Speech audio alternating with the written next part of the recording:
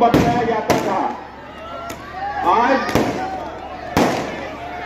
आज हम बैठे हैं, यहाँ हमारे महाराज इस्लामाबाद के भी बैठे हैं जो निहाल साहब के पुराने साथी हैं, और ये सरों का उमड़ता हुआ सैलाब कहीं ना कहीं इनको ये याद दिला रहा होगा कि जब निहाल साहब यहाँ रहा करते थे तो इसी तरीके का जलसा हुआ करता था। आज इन नौजवानों की वजह से यहाँ जो बुजुर्ग बैठे हैं निहाल साहब के साथी, उन्हें मुझे यकीन है कि निहाल साहब की याद जरूर आ रही होगी। इस पर मैं एक नारा दूंगा और मैं चाहता हूं कि आप लोग के साथ में उस नारे को एक मर्तबा पुरजोश अंदाज में मेरे साथ बोले। मैं पहले बोलता हूं क्या बोलना है। दबदबा था, दबदबा है, दबदबा बना रहेगा। मैं चाहता हूं मेरे साथ एक मर्तबा पूरा मजमा ये बोले, दबदबा था, दबदबा है, दबदबा बना रहेगा। ये निहाल साहब की सरजमीन है और तुम किसी मेंबर ऑफ पार्लियामेंट को चुनकर नहीं देने वाले, तुम कोई प्रधानमंत्री नहीं बनाने वाले।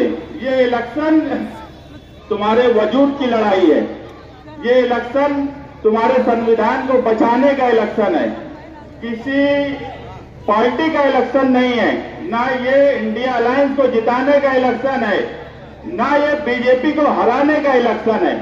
ये इलेक्शन सिर्फ और सिर्फ अपने वजूद को बचाने का इलेक्शन है। मुझे नहीं लगता कि हिंदुस्तान में 10 साल से जो हो रहा है, मैं अगर वो बात यहां से बोलूंगा तो वो किसी के लिए नई बात नहीं होगी। हर आदमी, उसमें कोई मजहब का सवाल नहीं है, हिंदू मुसलमान हर मजहब के लोग ये महसूस कर रहे हैं कि इन 10 सालों में उनका वजूद इस मुल्क में खत्म हो रहा है। ये अपना वजूद बचाने की लड़ाई है। हमने जिंदगी भर कांग्रेस के खिलाफ लड़ाई लड़ी, मगर आज ये वक्त वो लड़ाई लड़ने का नहीं है। आप 20 मई को सोबत आई बच्चाओं के 2 नंबर बटन को दबाकर उन्हें भारी अक्सरियत से कामयाब करें। इसके बाद मैं जो महसूस कर रहा हूं कि सबसे पहले जब इलेक्शन शुरू हुआ तो तुमने ही संविधान सुरक्षा यात्रा निकाल के इलेक्शन की शुरुआत की। उस वक्त भी हमने तमाम ही सियासी पार्टी, मजहबी तंजीमों को उस प्रोग्राम में बुलाया ताकि ये मैसेज जाए कि हम में इत्तेहाद है, और वो मैसेज हमने दिया। उसी का नतीजा है कि आज शहर में एक इलेक्शनी माहौल धीरे धीरे बना, और ये काटे हुए मारता हुआ जो समुंदर है ये उसकी एक निशानी है। मैं ये देख रहा हूं कि ये महाराष्ट्र, अगर मैं कहूं कि इस मुल्क में अगर बदलाव आएगा तो इस मर्तबा महाराष्ट्र से आएगा। आप यकीन मानो, एक वक्त जब अभी पिपलगांव में मोदी वजीर आजम आए तो मैं लाइव सुन रहा था। मैंने इससे पहले 10 सालों में नहीं देखा कि उनके सामने कोई खड़ा होकर ये बोल रहा है कि प्याज पर बोलो, तो वो बोल रहे हैं जय श्री राम, जय श्री राम। वो बोल रहे हैं प्याज पर बोलो। हमको इनके जय श्री राम पे भी कोई एतराज नहीं है और कभी नहीं रहेगा। हमको एतराज है नत्थू राम पर। ये मुंह में राम और बगल में नत्थू राम की जो पॉलिसी है, हमें उस पर एतराज है। हम हमेशा बोले कि ये मुल्क गांधी की विचारधारा पे चलने वाला मुल्क है, और गांधी की सोच ही जो है इस मुल्क को आगे पहुंचाएंगी। अगर मैं कहूं कि 2024 का इलेक्शन आजादी का इलेक्शन है, गांधी ने तुमको आजादी दिलाई, मगर गांधी ने कभी इस मुल्क में वोट नहीं दे सके। 1947 में फिरका परस्तों ने गांधी को कत्ल किया और पहला इलेक्शन पार्लियामेंट का 1952 में आया। हमें गांधी के लिए वोट देना है, हमें मौलाना अब्दुल कलाम आजाद के लिए वोट देना है, हमें निहाल साहब के लिए वोट देना है। कल प्रचार 5 बजे खत्म होगा। यहां पर बैठा हुआ हर आदमी अगर अपने अपने मोहल्ले से वोट निकाले, माओ बहनों से रिक्वेस्ट करे और वोट का परसेंटेज पिछले तमाम पार्लियामेंट के इलेक्शन का अगर रिकॉर्ड तोड़ देता है तो आप जीतेंगे। वोट जो है, वोट कोई मामूली हक नहीं है हमारा। आप समझ लो, दस्तूर ने हमें वोट का हक क्या दिया है। एक वजीर आजम भी अगर बूथ पर जाता है तो एक ही वोट देता है, और यहाँ बैठा हुआ आदमी भी जाएगा तो एक ही वोट देगा। मैं भी जाऊंगा तो एक ही वोट दूंगा। जब पोलिंग बूथ पर तुम पहुंचेंगे तो तुम यकीन मानो कि उस वक्त वजीर आजम भी तुम्हारी ही तरह एक वोट देने वाला होगा, तुम भी एक वोट ही देने वाले होंगे। ये हक हमें दस्तूर ने दिया है, और अगर वापस बीजेपी सरकार आई तो ये हक हमसे छीना जाएगा। आपको ये हक आपके लिए नहीं, आपके बच्चों के लिए, उनके मुस्तकबिल के लिए ये हक को कायम रखना है। अगर वोट आपकी है और वो पोलिंग बूथ पर नहीं गई तो आप जीरो है। आपको कोई हक नहीं पहुंचता कि फिर इस मुल्क में अगर जुल्म हो रहा है उस पर बोलने का, उस पर एतराज करने का। एतराज वही आदमी करे, वही औरत करे जो पोलिंग बूथ पर जाकर वोट दे। अगर आप पोलिंग बूथ पर जाकर वोट नहीं देते और उसके बाद 5 साल बोलते हो कि ये जुल्म हो रहा है, बिल्किस बानो से लेकर आसफा तक इस मुल्क में कभी ऐसा नहीं हुआ कि बिल्किस बानो के कातिलों को रिहा किया गया। इस पर ही बस नहीं था, रिहा करने के बाद उनका फूल हार किया गया, उनको पेड़े लट्टू खिलाए गए।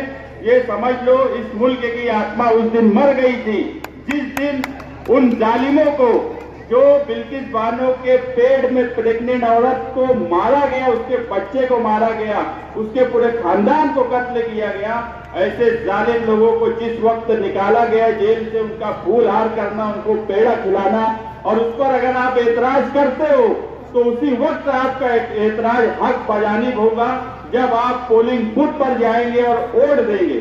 अगर आप घर पर बैठे हो, कोई वजह से वोट नहीं देते, तो आप समझ लो सिर्फ ये आपका नुकसान नहीं है, ये पूरे मुल्क का नुकसान है, आपके बच्चों का नुकसान है। मेरी आपसे गुजारिश है कि आप 20 मई को वक्त निकालकर वोट देने के लिए पूरा शहर जाए। ऐसा लगना चाहिए कि कोई त्योहार है, आजादी का जश्न मनाया जा रहा है 20 मई को। वो जश्न का माहौल तुमको इस शहर में बनाना है, और मुझे यकीन है कि ये सिर्फ निहाली वर्कर इस शहर का कर सकता है, और वो दम सिर्फ तुम में है। मगर अगर तुम यहाँ से जाने के बाद, सब सुन लेने के बाद घर बैठ गए और कुछ नहीं करे, तो ये मान लेना तुम्हें कभी एतराज किसी बात पर नहीं होना चाहिए, कितनी भी नाइंसाफी हो, कितना भी जुल्म हो। कल जो है मालेगांव शहर में यूपी के योगी बाबा आ रहे हैं। मैं बड़ा हैरान हो गया जब मोतीबाग नाके की रोड से गुजरा, वहां पर कारपोरेशन ने उर्दू में और मराठी हिंदी में बोर्ड लगाया हुआ था नाम का रास्तों का। क्या ये योगी बाबा के आने के बाद उर्दू की पार्टी साइन बोर्ड की हटा दी गई? क्या उर्दू से इतराज है? ये समझते हैं उर्दू मुसलमानों की जबान है, उर्दू हिंदुस्तान की जबान है, उर्दू किसी मजहब की जबान है ही नहीं। मगर मैं छोटा था तो दूरदर्शन पे महाभारत देखा करता था, तो उस वक्त रावण के सामने जब हनुमान आते थे तो रावण को समझ में नहीं आता था क्या किया जाए। वैसे ही इस मुल्क में योगी का हाल है कि मुसलमान दिख जाए, उर्दू कहीं दिख जाए तो इनको क्या घबराहट होने लगती है, ये समझ में ही नहीं आता है। मगर मैं एक बात बोल दूं, इलेक्शन 20 मई को हो जाएगा, योगी जी भी चले जाएंगे, इंशाअल्लाह तुम्हारे उम्मीदवार भारी अक्सरियत से चुन के आएंगी। मगर इस शहर में हम हैं, हम रहेंगे, कारपोरेशन भी रहेंगी। किसकी मजाल थी कि वो बोर्ड उर्दू का हटाया गया, उसका हिसाब किताब तो हम निहाली वर्कर लेंगे। क्योंकि मैं बोला कि दबदबा था, दबदबा है, दबदबा बना रहेगा इस मुल्क में, इस शहर में। अगर कोई ये समझता है कि किसी लीडर के आने पर वो इस शहर की शनाख्त मिटाएगा, तो उस कारपोरेशन से भी निपटना हम जानते हैं मैं आपसे दोबारा ये गुजारिश करूंगा कि वोट आपका हक उस वक्त तक है जब वो पोलिंग बूथ पे जाएगा। आप जब पोलिंग बूथ पर जाओ, बटन 2 नंबर की दबाओ, तो आप यकीन मानना कि उस वक्त ही इस मुल्क को इंसाफ मिलेगा, आपकी नस्लों को इंसाफ मिलेगा। घर बैठे हुए वोट नहीं देकर अगर आप नाइंसाफी पर और किसी भी अत्याचार पर कोई बात बोलते हो तो आप जीरो हो। आप ना अपने मुल्क के लिए हो, ना अपने खानदान के लिए हो। आप वोट देने जाइए, आप वोट देने जाइए, आप वोट देने जाइए। इतनी गुजारिश करके मैं अपनी बात खत्म करता हूं। जय हिंद, खुदा हाफिज। यहाँ स्टेज से मौजूद मालेगांव शहर के जिम्मेदारान भाई, मस्जिद करीब में है, एहतराम करें।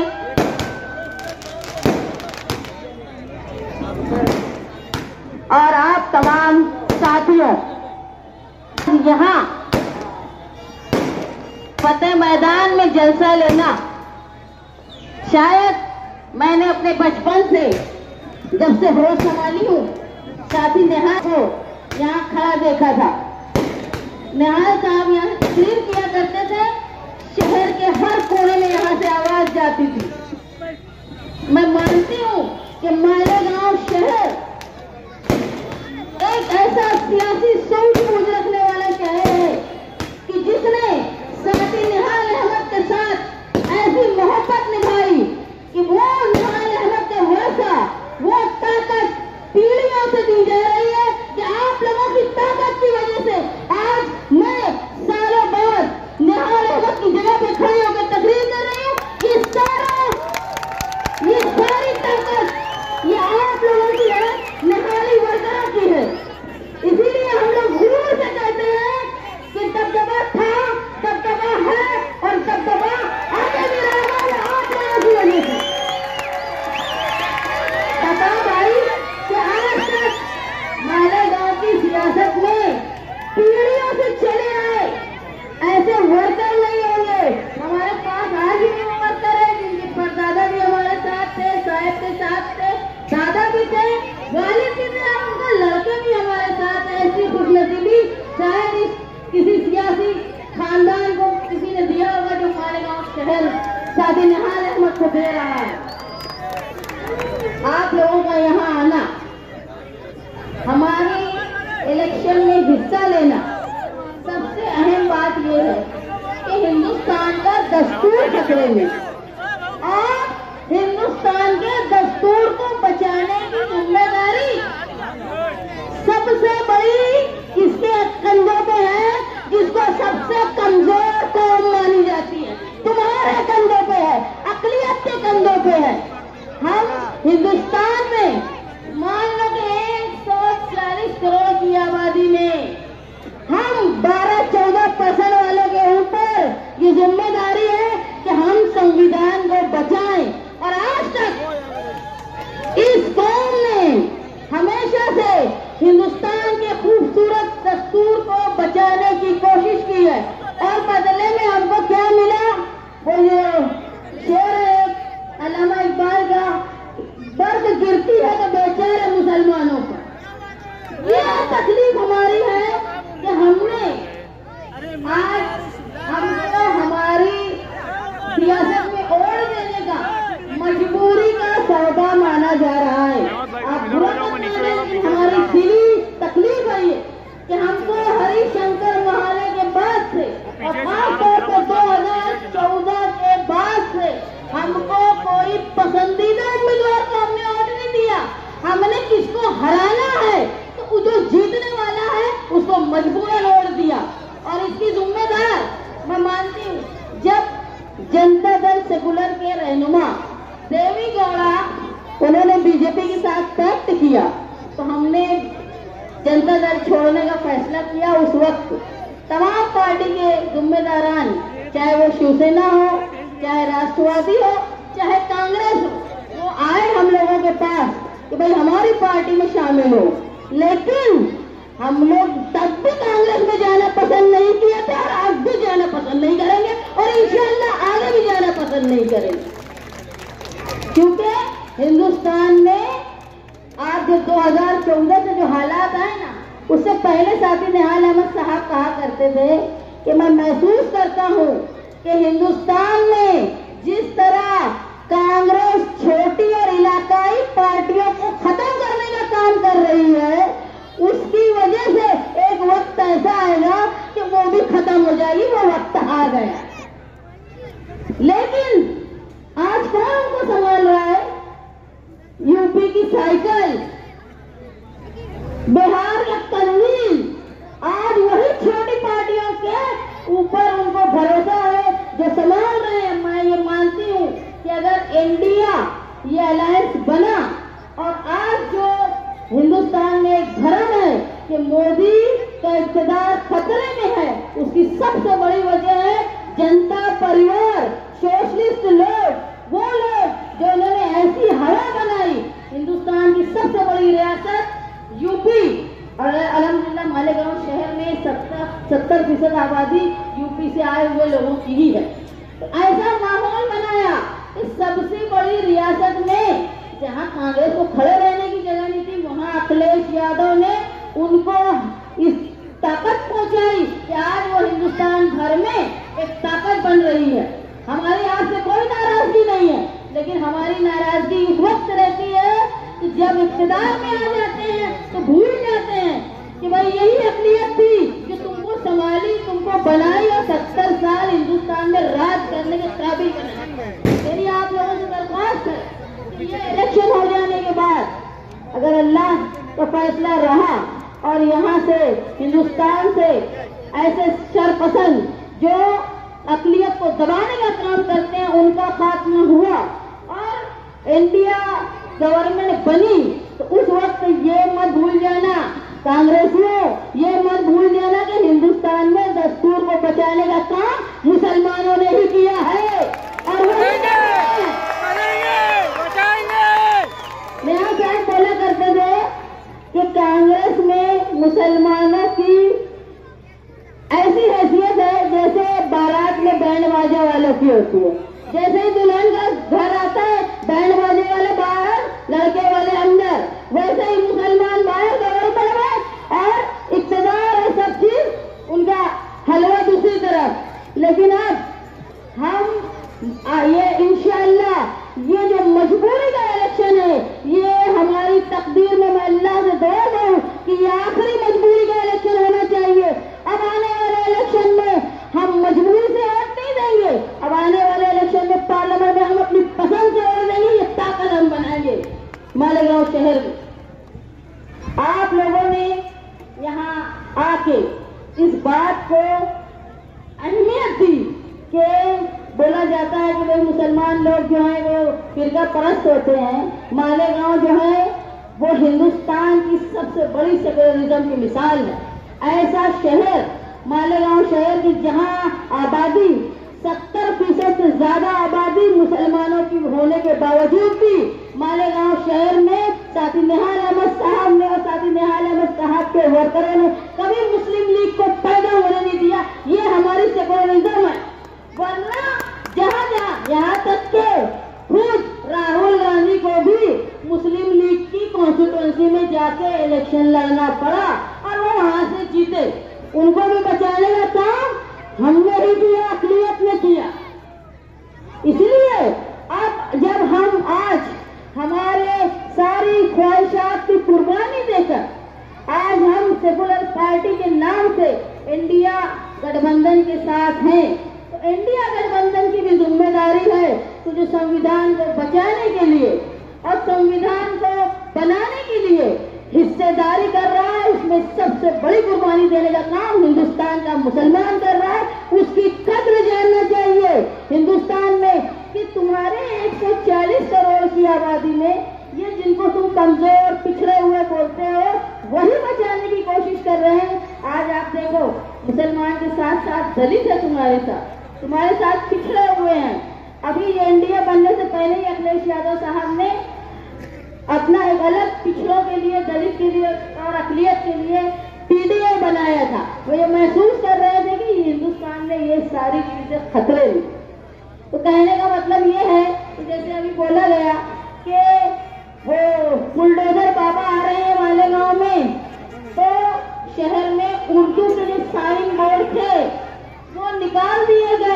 इसलिए निकाल दिए गए कि ये देख के बुलडोजर बाबा को करंट ना लगे। तुम सोच रहे तुम्हारी ताकत क्या है, तुम लगाना नहीं चाहते करंट, तो भी तुम्हारे बोर्ड में उर्दू देख के उनको करंट लग जाता है। तो अब वक्त आया है कि हमको 20 मई को बटन दबा के करंट देना है उनको। हम चाहते नहीं करंट देना, लेकिन अब वक्त आया है कि हमको 20 तारीख को 2 नंबर की बटन, जिसमें डॉक्टर शोभा बच्छा उम्मीदवारी कर रही है, उनके पंजा निशान पे, ये हमारा दिल है, हम जिनका साथ देते वो दिल से देते, छुपा के नहीं देते लोगों को देखा। निशानी याद रखना कि पंजा निशान पर तुमको वोट देना है पार्लियामेंट के इलेक्शन में। उसके बाद हम भी यहाँ हैं, पंजा भी है, गली भी है, हमारा वक्त आएगा जब हम देखेंगे। और वही आज जो हमेशा पंजा दिखाने का काम हिंदुस्तान में किया ना कांग्रेस ने, आज वही मुलायम की तंजीम लेके जो प्लेन में बैठने वाली कांग्रेस साइकिल पे चल के हिंदुस्तान में सफर कर रही है। उनको ये बता देना है कि भाई जब हम चलते हैं साइकिल पे तो प्लेन वाले भी ऊपर से ताकते हैं नीचे। आप लोग आने वाले इलेक्शन की जो पोलिंग का दिन है, उस दिन अपनी तमाम मसरूफियत को बालाए ताक रखते हुए हिंदुस्तान के खूबसूरत दस्तूर को बचाने के लिए, अपने बच्चों के मुस्तकबिल को महफूज रखने के लिए हमारी जिम्मेदारी है कि फिर एक बार हमको कांग्रेस को सहारा देना है। निहाली वर्करों, तुम पर यह फर्ज हो गया है कि तुमको सहारा देना है और हिंदुस्तान में ऐसे फिरका परस्त रहबर और ऐसा फिरका परस्त पार्टी बीजेपी को खत्म करने के लिए इंडिया अलायंस के उम्मीदवार जिनका निशान पंजा है, उनको वोट देकर भारी अक्सरियत से कामयाब करना है। आप लोग यहाँ आए और साथी निहाल अहमद साहब की तारीखी जगह है, जहाँ साथी निहाल अहमद साहब अपने ख्यालात का इजहार किया करते थे। मेरी आप लोगों से दरख्वास्त है कि ये सारे निहाली वर्कर खड़े होकर एक अहद करें कि भाई हमको अहद करना है। मेरी दरख्वास्त है आप लोगों से कि आप खड़े होकर निहाली वर्कर